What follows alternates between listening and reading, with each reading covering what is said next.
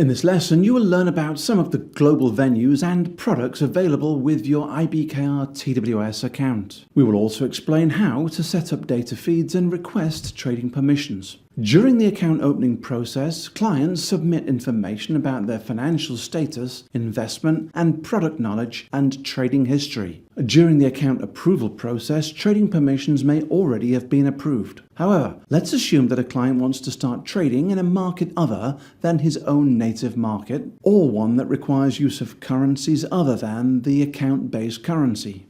If a client is not permissioned for trading warrants or CFDs, he won't be able to submit a trade. And if users don't have live market data, they might be attempting to trade off old prices, which in itself carries risks.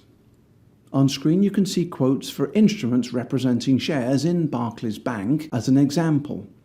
The company trades on several exchanges such as the LSE or London Stock Exchange and EBS in Switzerland. It also has ADRs listed in New York and trades under a separate ticker in US dollars. And it has CFDs available for trading over in Europe. Because these shares and CFDs are traded elsewhere and are priced in British pounds and Swiss francs, some investors might want to trade these with a specific purpose in mind to reflect the potential view on the currency returns as well as those on the stock. Let's assume that when an investor opened his US dollar denominated account, he only expected to trade US stocks. After becoming more interested in fixed income and currency markets, he decides that he'd like to invest overseas. If he loads the same tickers displayed on screen, he might run into two issues. One, if he attempts to submit a trade, he will get an error message, including information on how to apply for the appropriate trade permission. Two, he probably won't see live market data. Note that next to these prices is a small yellow triangle. If I hover above it, you can see a warning about this being delayed data. To request additional trading permissions or to subscribe to additional market data, go to Account Management and make those changes. Here are a few items to remember. Trading permissions are based upon information you provide to interactive brokers during your application process. If you do not have either sufficient experience nor net liquidity, you may not be able to trade certain products. Remember, some investing is for sophisticated traders only. You may qualify to buy equity options, but you may not be granted permission to sell naked options. And SEC regulations stipulate that US investors may only trade options in the United States. During the trading permission process, denials will be explained on screen. If your circumstances have changed, you should make updates to your profile in account management. For example, you may have been trading through IBKR for several years, but as you opened your account, you may have claimed a smaller number of years trading experience. Or your income or financial worth may have changed over time. Such factors could be the difference between being approved or not for trading permissions. Trading permissions are generally granted by asset class, and so if you have been approved for stock trading in the US but now want to trade in Europe, that permission will be granted in real time. However, if you request permission for trading a separate asset class, such as fixed income, that request must be reviewed at interactive brokers. Such requests generally take 24 hours to process. Likewise, market data subscriptions are updated in real time. For additional information on restrictions impacted by factors such as residency, check the footnotes on the product listings page of the IBKR website. You may access account management via any page on the IBKR website. When successfully logged in, click on the settings menu to the left. Here you will see existing profile, financial information, and trading permissions. In the upper right of each window is a configuration icon. Let's start in the financial information window by clicking that configuration icon.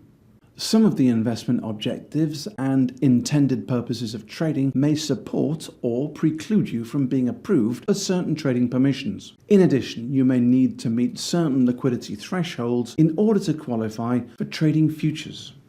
If you make any changes from the drop-down menus or alter any financial information, it will be submitted when you click on the blue Continue button at the bottom of the page. To return to the profile pages without saving any changes, click on the Account Settings button to the left. Next, let's look at trading permissions and click that configuration wheel.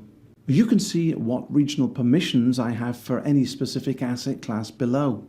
The display can be changed from stocks to bonds, for example, by clicking on the central drop-down menu and selecting another asset class. If I select stocks, I can review the countries where I currently have permissions. These are displayed in blue font with a check next to the country. For the earlier example, I wanted to trade in the UK and Switzerland. Select by clicking the box displayed. If you don't see the country where you wish to trade, access the All Regions drop-down box and locate those countries. Next, I will change the asset selection menu to Cash Forex. Now, the display has a box for Global. Click here to select, and you can click Continue to the lower right to submit changes for both stocks and Forex. Follow the on-screen instructions to submit your trading permission request. Now, let's look at market data. To review your existing market data subscriptions, click on the Settings menu and select User Settings. On the lower right of the screen, you will see the Trading Platform area containing market data and research subscriptions. Click the configuration wheel to the right. The display shows current free subscriptions plus those to which you may already have subscribed. There are two configuration wheels within this section. On the right, you can change the subscriber status depending on what type of investor you are. This account is set to non-professional status. Let's configure the current subscriptions area. The on-screen display allows users to choose a geographic area and then review data feeds by quote, bundles, levels 1 and 2, indexes, fixed income and other. Click the information icon to the right of any line to see detailed descriptions for each subscription. Check the required boxes to the left of the data feed you want and scroll to the bottom of the page and click the blue Continue button. Market data is activated in real time. If you know the product and exchange you want data from, but don't know which feed, consider using the Market Data Assistant under the Support menu on the left. Click the Market Data Assistant button. On the next screen, complete as much information as you can. For example, I would like to know the potential cost of subscribing to a feed containing a quote for shares of Barclays Bank on the London Stock Exchange, but as a non-professional investor. Enter the ticker. When I start to enter LSE into the exchange input field, a picker returns available exchanges for selection. On the optional filters line, click the Choose Type drop-down. Here I can select Non-Pro. Under the asset selector, I will refine my choice to stocks and hit the search button.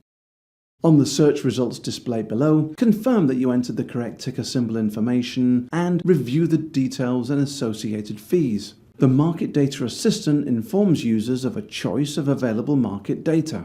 If you want to subscribe to a specific feed, remember to access user settings from the Settings menu on the left of the page.